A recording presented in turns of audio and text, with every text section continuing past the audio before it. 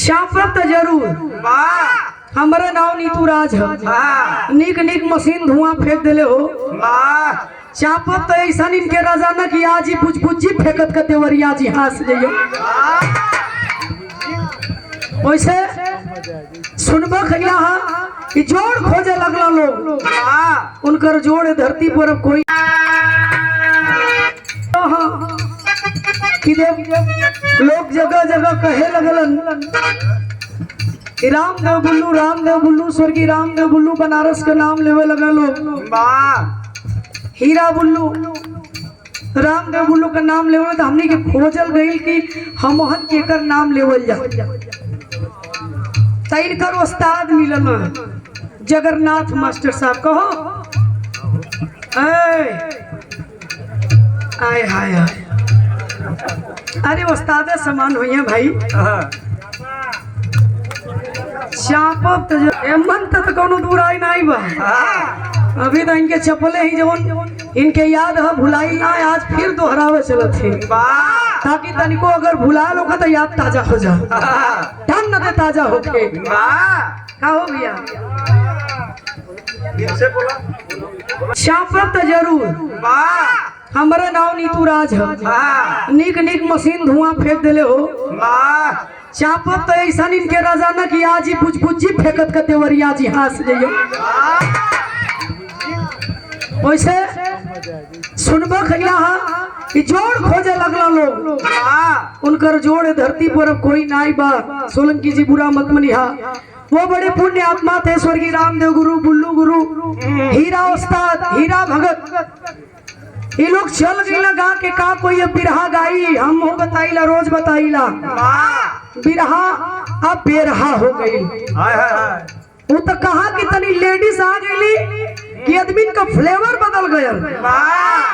सच आकर कहना बगावत है तो समझो हम भी बागी है। लेडीसन का एंट्री हो गई बिरहा में लोगन का फ्लेवर बदल गई। लेडीसन के बैठा के 2-3 घंटा दावत हुआ लोग। भैया बैठा चाचा तुमको उदास मत हुआ राजा क्या मौज है। सुना जगन्नाथ मास्टर साहब का बात सुनला सोलंकी जी बतौलो वही जगन्नाथ मास्टर का तोहरी बाला उस्ताद से बिरहा हो गई। बलिया के बाला कलकत्ता में वो दंगल रहे कलकत्ता में।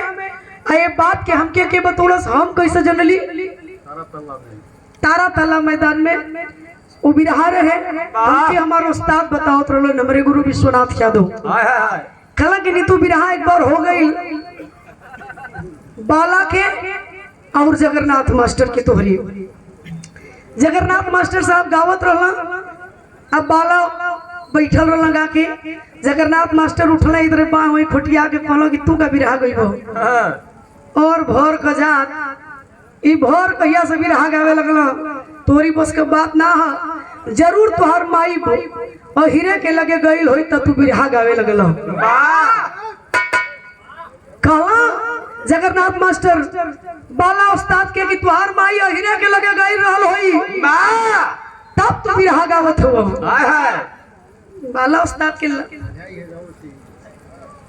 उस्ताद के लगल बड़ा बुरा लेकिन जगन्नाथ मास्टर तो कही दहला अब कह के अभी चुपात ना हो कल ला ये इंग्लिश गावे चलत है ये इंग्लिश गावे चलत ही तब हुई तो जवाब दे दी या कह के गाय के जगन्नाथ मास्टर तहार बैठ गइलो।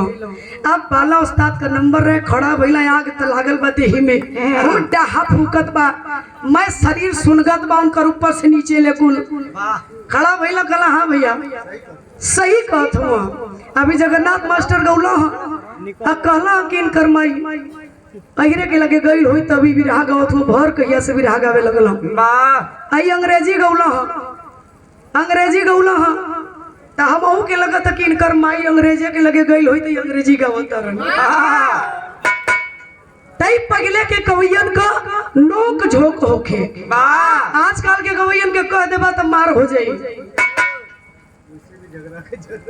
अब ऐसे भी वो दोनों लोग झगड़ा के जरे रहल सवाल स्वर्गीय रामदेव गुरु बुल्लू गुरु का कह तारा कि कवि जी मुँह हार कहला कवि जी मुँह हार कहली हाँ कैसे कहली हाँ तू कुछ करा हीरा भगत के बाद निराली रहे, पद्म श्री पुरस्कार जिन्हें मिला। वाह बिरहा में कोई कलाकार ऐसा नहीं जिसे पद्म श्री पुरस्कार मिला हो। तक ये गर्व की बात है हमारे अखाड़े के लिए कि हीरा उस्ताद एक लौता ऐसा बिरहा का कलाकार रहलन जो चल गईलन जेके पद्म श्री पुरस्कार से सम्मानित कइल गई। वो पद्म श्री कलाकार थे। तो हम कुछ कहेंगे अपने मुंह से तो शायद अच्छा नहीं लगेगा। आओ मास्टर का बजौला।